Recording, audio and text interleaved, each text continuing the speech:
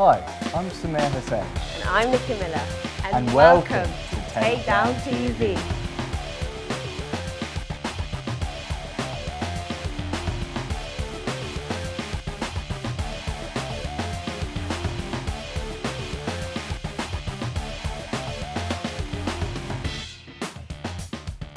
Takedown TV is a brand new show that brings you everything you need to know about mixed martial arts, dispelling the myths and bringing you the cold, hard facts. All the hard hits, all the knockouts, we have it all. So sit down, stay tuned and get ready to venture into the world of MMA. During this series, we will be brightening up your week with live fights, interviews with big name fighters and maybe teaching you a trick or two along the way. Do get in touch on Twitter as well at TakedownTV 2014, while you'll have the chance to have your say on the topics discussed in the show. Pleasantries aside, let's get down to business. Coming up on today's show, we delve behind the scenes to see just what it takes to put a live MMA fight onto your screen at home. We'll chat live with MMA official Ron Frith, who will be joining us to discuss how he's helping to keep the sport safe. And an exclusive interview with Samantha Taylor as she talks us through her progression from national Taekwondo champion to promising MMA star. We've got an exciting show lined up, so let's not waste any time. The world of MMA can seem pretty daunting to the everyday members of the public. It can seem barbaric and unregulated, but MMA is one of the fastest growing sports in the world, and with it, more and more people are beginning to take notice. We at Takedown TV recently went behind the scenes of one of the biggest fight promotions in the UK in order to help you at home understand just what goes into putting on a show and give you a quick run through of the rules. In its humble beginnings, MMA was a pretty brutal sport. The only rule was, there were no rules. It's only when MMA as a sport began gaining popularity, people began to realise that something had to change if the general public were to take the sport seriously. In came the unified rules of mixed martial arts, which were soon adopted by all state athletic commissions in the US and then implemented throughout the rest of the world. The day before an event, all fighters must weigh in on official scales to make sure they have reached the correct weight for the division they are fighting in. On the day of the event, all fighters must be cleared medically by the on-site doctor. The doctor can then hold a pre-fight rules meeting to make sure all fighters and cornermen are fully clued up. Post-fight medicals are also carried out to make sure no permanent or dangerous injuries have been sustained. In general, each MMA round lasts 5 minutes and consists of 3 rounds. Title fights are allowed to last 5 rounds at the discretion of the promoter. Each fighter must wear approved shorts with a protective cup. Gloves are worn along with a mouth guard. All gear is approved by an official before the event begins, and again before each fighter enters the cage. Vaseline can be applied to the face of the fighters to prevent unnecessary cuts to the face when the gloves make contact with the skin. A 10-point must system is implemented by 3 judges seated at different points around the cage. Each round, 10 points go to the winner, and 9 points or less to the other fighter, depending on their performance that round. If a fighter breaks a rule, the referee may deduct a point from their scorecard that round. At the end of the fight, all 3 judges' scores are collated and added together for the final scores. Fouls are taken very seriously to ensure the safety of the fighters. There are many rules the fighters must abide by, such as no groin attacks, eye gouging, small joint manipulation, biting, spitting or hair pulling. There are several ways a fighter can win. They can win by unanimous decision after being scored the winner by all 3 judges. A split decision can occur when 2 judges score one fighter the winner and 1 judge scores the other fighter the winner. Sometimes the judges can even score the fight to draw. Now you know the rules, we'll see you in the cage. Wow, well that looks like a lot of work, and our very own Sumair worked behind the scenes that day, and so could you please tell us a little bit more about your experience? Sure, I mean, it was a very busy day and a lot of work was put in by a lot of people. The stigma behind these kind of shows is people tend to imagine a cage in some underground parking lot and a bunch of guys with anger issues slugging it out, but actually the amount of work that goes into putting on a show like this is phenomenal. The safety of the fighters is paramount and everything is done to make sure no one is getting unnecessarily hurt. There are full medical teams on standby, professional judges, referees and a whole host of security. It definitely seems that the MMA are far removed from the reputation they once held. People often don't realise the amount of work that happens behind the scenes. A lot of credit should go onto these unsung heroes that sit in the shadows, making sure that these events can continue to run safely. Definitely. However, that's not to say they are any less entertaining to watch. The atmosphere at Shock and Awe is fantastic. Thousands of screaming fans, music, lights, cameras, and not forgetting a bar. You can see why Shock and Awe has grown to be one of the biggest shows in the UK. Moving on, we are about to go live to Gods of War Gym in Reading. I'd like to give a warm welcome to Ron Frith, who has been kind enough to join us this afternoon. Ron, hi and welcome to Takedown TV. Thank you for joining us. Thanks, guys. Could you just tell us a bit about yourself and your involvement in the MMA world? Yeah, I got involved in martial arts as a teenager. I was no good at football, rugby or cricket, so I ended up doing Taekwondo for a few years. Loved the martial arts, loved the discipline and the respect that it brought. Also the fact that you got to kick and punch people.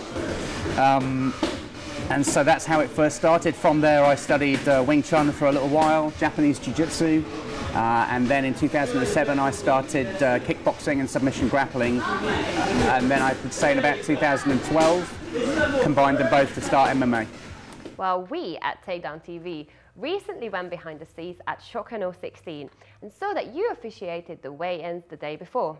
Could you please tell us a little about your role there? Well, that was quite a promotion for me, because David Swan, who's the head referee, was away with Cage Warriors at the time, and there was a small amount of concern that he might not get back in time for the weigh-ins, which tied in beautifully because I was looking to step up my game anyway, and Gareth very kindly let me take the role of head ref for the last Shock and Awe, which sort of officiating the weigh-ins is the role of the head ref. And why is it important that you monitor the weight of the fighters? Well, first of all, for the weight classes, it's important that the fighters are evenly matched when it comes to their weight and the fact that they fight in weight classes. But it's also a very hard part of the fighter lifestyle is when they have to cut weight. You'll never see a more miserable collection of people than fighters on weigh-in day, but it's very important as professional fighters that they make the agreed weight. Now, one of the main roles as a referee, Ron, is to ensure the safety of the fighters. How do you judge when to call a stop to a fight, and how do you gauge when a fighter is too injured to continue? Knowledge of the fighter can be very useful. There are some fighters out there who would rather die than have you stop the fight. Unfortunately, we can't allow that, but I think if you've ref fighters before, you're familiar with their limits. There's a fighter by the name of Ian Hawkins who has the world's strongest skull, who could take shots all day. There are other fighters who've got so much scar tissue their skin opens like paper at the slightest touch. When it comes to fighter safety, I mean, a knockout's pretty clear, a tap out or a submission is pretty clear. When it comes to preserving the fighter's own safety, and I'm concerned, we can call in the medic or the doctor, and then I'll make a decision on whether or not the fight can continue. When you're in the cage, Ron, you are literally in the spotlight. Have you ever made a wrong call or looked back on a fight and thought maybe you could have judged it differently? Never, not me. Yeah, I think every promotion I work on, I wouldn't say a wrong call, I would say a call that I would question and analyse and look into why I made that call and would I make it again the next time. It's very easy to make mistakes, we're only human at the end of the day, but the right amount of experience and training, you know, like they say, practice makes permanent, and you limit those mistakes as you go along. Is there any sort of training that you had to undertake to qualify for this job? Not in the UK, no. We have no governing bodies, so technically you and I could set up a promotion tomorrow and I could get, you know, my nephew to referee it if I wanted to. A lot of promotions now will have a standard that you need to at least train in MMA, and a lot of them are looking for people who've attended the Mark Goddard referee and judging seminar, which is worthwhile even if you are already an established ref. Do you think that the sport will ever become accepted in the public eye? It's hard to say. Combat sports are always going to have their haters. Boxing does, MMA will. I think it's not everyone's cup of tea, but that's the beauty of it as a sport. Certainly when you train in it and work alongside it, there's some, phenomenal characters and fantastic people involved in it. Well, Ron, it's been great talking with you. We really appreciate you taking the time to talk to us. I've definitely learned a lot, and I would like to wish you all the best for your next fight. No problem, my pleasure. Some interesting stuff there. What do you guys at home think? Share your opinions with us on Twitter at TakedownTV 2014. Why do we have no governing bodies for such a growing sport here in the UK? Let us know. Now, when you think of MMA, you don't immediately think of women fighting. Female fighters in the sport are rapidly on the rise and more common, and we are lucky enough to grab a few words with one of them. Samantha Taylor was kind enough to share her thoughts with us as she prepares for her next bout. So I'm Samantha Taylor and I train out of Gods of War, and I started MMA just over a year ago, so a year and a half ago, like last September. And before that I did Taekwondo as a kid up until I went to uni, and then realised how much I missed it whilst I was at uni, so I came and found this place. So 9 to 5 I work at Microsoft doing marketing, so putting together pretty flowery campaigns.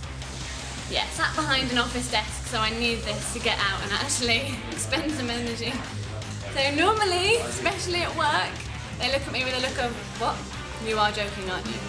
They don't think I could possibly do it. Everyone says my demeanour in work, they think this is what I could do. They're like, you're a polite little gentle person. But then they start seeing the bruises and they quickly figure out that actually I'm not lying. I think, yeah, some people have mixed reactions, like why would you want to do that? And a lot of it was, once I started chatting to people and educating them on the skill behind it, they now look at it so differently. So I think there is still the perception, it's just two people getting in a cage and beating people each other up. When they see actually, these are the skills you're putting in, this is how much you have to know, I think they respect it. So my parents stupidly let me, age 12, go and join in with, it was an all adults class, all boys, so all like teenagers or even 20-year-olds. And I just loved it. Came from a gymnastics background, so the first lesson I think I kicked one of them in the head, which didn't go down very well. And then yeah, just as soon as I was allowed to, started competing as a junior. And then once I got my black belt, went into the nationals, won all those competitions, and then actually went out and represented England, which was amazing. Yeah, so that was an amazing opportunity to get on that card. They haven't got many amateurs, I don't think they've had many girls out there, so I was really pleased to be given the chance. We had a really good fight camp going into it. I knew Molly was going to be a really tough opponent, and with having never been on a show before, I knew I was going to have nerves. But the team here prepared me perfectly, and I went out there and gave it my best. And she brought her best as well. I think the first 2 rounds definitely went her way. I brought it back in the third, and the decision went her way, but I was really pleased with my performance. So I'm looking forward to getting back on stage again. I think Jojo Calderwood. So they're now having the 115s go into tough, and I've watched her fights. Obviously with her being from Scotland, I just watched the way she lets her arms and legs fly, her knees fly. She is amazing. If I could be the 125 version of her, with maybe a little bit of run around, being able to throw and shove people around it, that would be amazing. Sometimes, but I think if I can manage to cope with the boys here, then all the other girls in the country are training with boys, because we've all got the same issue, there's not many women in the sport. So I'm just being prepared as much as possible by them beating me up. Then my turn to go and beat up the girls I get in the ring with. Yeah, I think that was needed. It's needed to give them the exposure so that people can see actually women can train just as hard. They do fight just as hard. And if anything, with the women's fights getting Fight of the Nights, with Ronda Rousey's fight headlining, it's just shown that we're worth watching. I think before people thought, why would I want to watch that? Like when they thought some of the lighter weight divisions in the men's was like, it's not worth, or not as interesting. I think we're definitely changing that perception. So I've got a kickboxing fight end of May, and then hopefully next MMA fight will be beginning of July, and I'm really hoping to get back on Entrepreneur on 5th September. It is great to see female fighters earning their stripes and coming through the ranks. With just a year and a half training under her belt, Samantha is doing great and is definitely ambassador for her female division here in the UK. The fact that Samantha can go out on her very first MMA fight and get the Fight of the Night title shows that these girls mean business.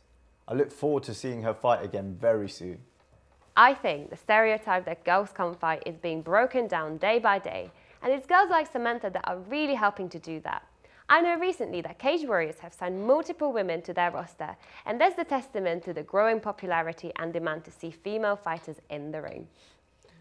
Well, now that's about it for this week's show. We hope you enjoyed watching and learned a thing or two along the way. For more exclusive content from any of our interviews from today, check out our Facebook page, Takedown TV. Or if you have any comments about today's episode, message us on Twitter at TakedownTV 2014. If you would like to get involved with Takedown TV, then do get in contact. We are always on the lookout to get behind the scenes on MMA events and get those exclusive interviews with all the up-and-coming UK fighters. We would just like to say a massive thank you to our guests Ron Frith and Samantha Taylor. And thanks to you for watching at home. I'm Sumair. And I'm Nicky. And you've been watching Takedown TV.